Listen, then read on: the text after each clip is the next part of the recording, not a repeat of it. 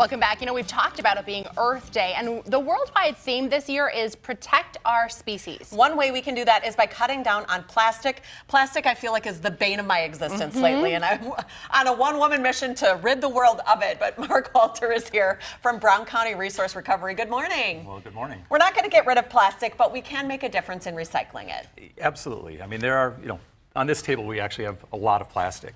Some are recyclable, some are not. Right. And it used to be really easy, actually, when we were sorting stuff at the curb, we'd go through everything and say, okay, this goes in recycling, this goes in garbage, this is paper, this is glass. We sorted the different colors of glass. And people actually thought about it. What we find now is that people say, look at this, I wonder if it's recyclable. Probably, but I'm not sure, but I'm going to put it in the recycling anyway. So what happens if you get something that is not supposed to be there? It ends up going into the garbage, and it costs us a lot of extra money and extra time. Or for things like plastic bags, what I say a lot to a lot of people I talk to is if you put a plastic bag into your recycling bin, it will end up in the garbage without a doubt. We don't have a way of sorting them out once they get into the recycling stream. Oh, okay. If you keep them out and take them back to your grocery store or your retail store, they actually get made into other things, all of them. So they're really recyclable if you keep them out.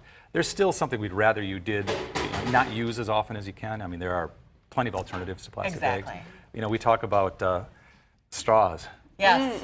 My daughter gave me this past year. it. She goes to school. It's a stainless steel straw. I can use it as many times as I want to. Now, plastic straws aren't going to overwhelm the environment, but they're a good way of thinking about plastics. They're single use. You throw them away, or you put them in the garbage or the recycling. They're there forever, basically. So the more we can do to reduce the use of plastics, the better. I want to put up a quick statistic because this got me. By the year 2050, there's going to be more plastic than fish by weight in the ocean if we don't do something. That is the current research indicates that. So there's a lot of plastic going into the ocean, and plastic actually doesn't break down, it doesn't decompose.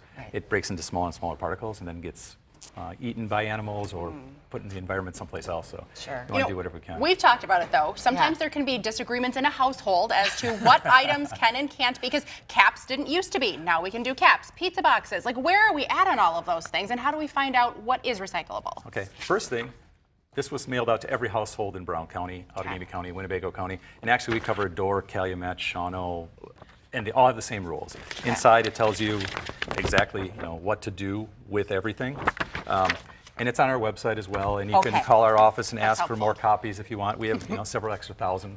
We did mail them out to 280,000 households, so there should be out there. If you have questions about it, you can certainly call our office. But basically, yes, we changed the rules a little bit. It was more convenience on our end. We used to get a lot of liquid in bottles. We didn't get that so much. If you take the cap off, you don't get liquid. If you leave the cap on, you might get liquid. We don't want liquid in there, but we want the caps. And so they need to stay on the bottle to recycle. Pizza boxes was interesting because actually the Georgia Pacifics and Fox River Fiber, the paper companies in our area said, hey, we actually want the cardboard as much as anything else, and we've figured out how to get some of that grease off of there. So it's okay. Just don't leave the pizza in the box. They're not going to want it. Okay, what numbers are we looking for on the bottom? In all honesty, we don't even want you looking at the numbers anymore. Okay, it doesn't matter. It doesn't matter. Bottles, tubs, and containers. If they held food products, bottles, tubs, and containers. If they were cleaning products, that's okay. The only plastic bottle we don't want are like oil bottles. Oil doesn't come out of plastic. It actually gets absorbed into the pores of plastic, so they can't get it clean. But pretty much any other type of plastic, even this one, which is quite confusing because it's several different kinds of plastic, we will find a way to find a home for it if we can.